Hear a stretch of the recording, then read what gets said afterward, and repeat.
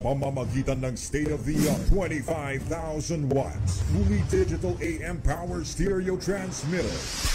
Ito ang DZME 1530, numero 1 sa paghahatid ng mga sariwang balita, impormasyon, komentaryo, alib, musika at public service. DZME 1530, una sa kanan, ang himpilang may paninindigan. Rex Kayanong sa Target On Air.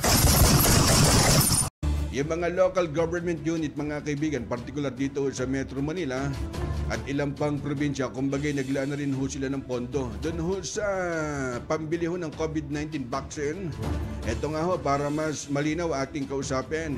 Dumako tayo mga kaibigan sa Isabela Province. Nasa linya ng ating komunikasyon si Governor Rodito Albano. Governor Albano, si Rex Kayanong sa DZME. Alex, ano yun? Alex? Gob, magkano po nila ang pondo ng pambili ng bakuna kontra COVID sa Isabela?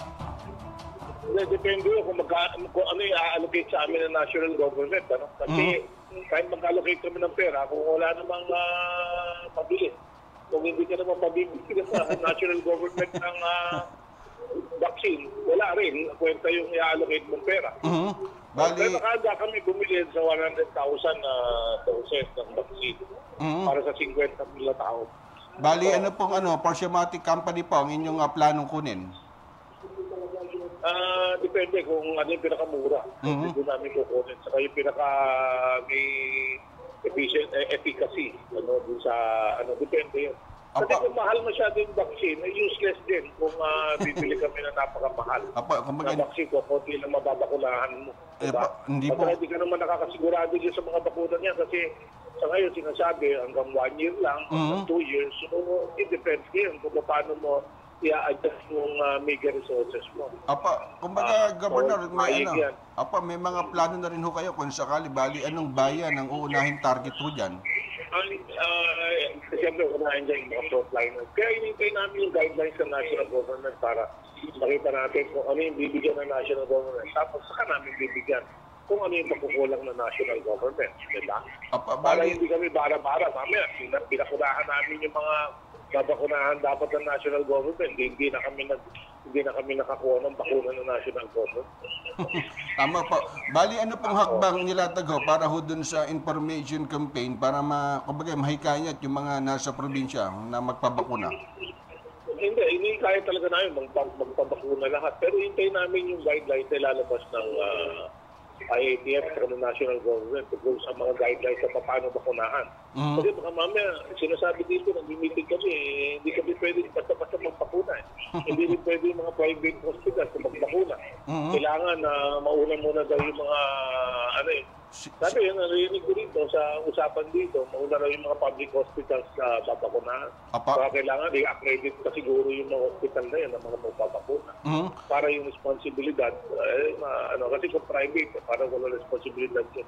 At update na rin ho kami sa COVID-19 sa Isabela. Ano ho ba? Tumataas pa ho ba? O pababa na?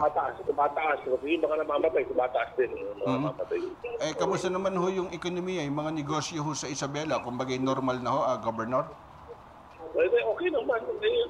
Normal naman. Yung negosyo rito. Kaya lang, siyempre, ina-arrest pa namin yung COVID.